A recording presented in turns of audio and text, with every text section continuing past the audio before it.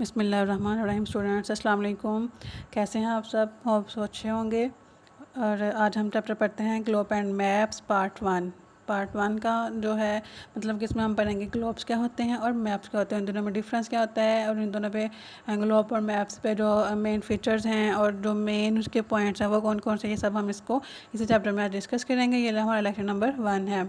आज के लेक्चर में हम सबसे पहले पढ़ते हैं न्यू टर्म्स, और न्यू टर्म्स में फर्स्ट वन है ग्लोब। कि ग्लोब क्या होता है? Globe a map of the world make in shape of a ball. एक बॉल की शेप में, गेंद की शेप में अपनी पूरी दुनिया का नक्शा बनाना, उस पर उसके जो है कि कंट्रीज़ को शो करना। एक बॉल की शेप में अपनी पूरी दुनिया की कंट्रीज़ को शो करने को हम कहते हैं कि ये एक ग्लोब है। And next one is map, an image of the surface of the earth on the paper. के ज़मीन के किसी एक हिस्से का या फिर ज़मीन की सतह का एक पेपर पे इमेज बनाना, कि उसका नक्शा पेपर पे बनाना। जब हम पेपर पे किसी चीज़ को ड्रॉ करते हैं, ख़ासकर ज़मीन के किसी एक हिस्से को या ज़मीन को, हम उसकी सतह को जब ज़मीन पे उस पर पेपर पर ड्रॉ करते हैं तो उसे हम कहते हैं मैप। लेकिन जब हम उसे गोल बॉल की शेप में ड्रॉ करते हैं तो उसे हम पूरी दुनिया को जब हम बॉल की शेप में ड्रॉ करेंगे तो वो ग्लोब होगा। लेकिन जब हम ज़मीन के किसी एक हिस्से को या पूरी दुनिया को पेपर पे शो करेंगे, पेपर पे ड्रॉ करेंगे,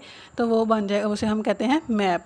नेक्स्ट वन है hemisphere, one half of the earth, यानी कि ज़मीन का आधा हिस्सा।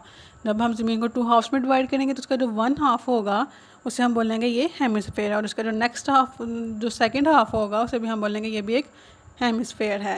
यानी कि ज़मीन का जो 1 हाफ होगा वो ज़मीन का हेमिस्फीयर कहलाएगा। नेक्स्ट वन है longitudes, lines drawn from the north to the south of the equator. यानी कि ऐसी लाइंस जो कि नॉर्थ से साउथ की तरफ ड्रॉ की जाती हैं इक्वेटर के साथ, तो उसे हम बोलते हैं कि लाइंस ऑफ लॉन्गिट्यूड है। यानी कि जब हम लाइंस को लंबाई में, लेंथ में उसको ड्रॉ करेंगे तो वो फिर लाइंस ऑफ लॉन्गिट्यूड बन जाएंगी। उसे हम लाइंस ऑफ लॉन्गिट्यूड करते हैं, जो कि इक्वेटर के साथ नॉर्थ टू साउथ उसको हम ड्रॉ करते हैं। नेक्स्ट वन है latitudes, lines drawn from the east to the west parallel to the equator. अब ये ऐसी लाइंस होती हैं जो हम ईस्ट से वेस्ट की तरफ ड्रॉ करती हैं, सेम उसी डायरेक्शन में जिस डायरेक्शन में इक्वेटर है। और इक्वेटर क्या है?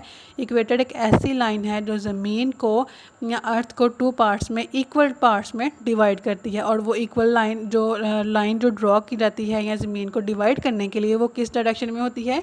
ईस्ट से वेस्ट की तरफ। तो ऐसी लाइंस जो ईस्ट से वेस्ट की तरफ ड्रॉ की जाती हैं और वो बिल्कुल इक्वेटर के पैरेलल होती हैं।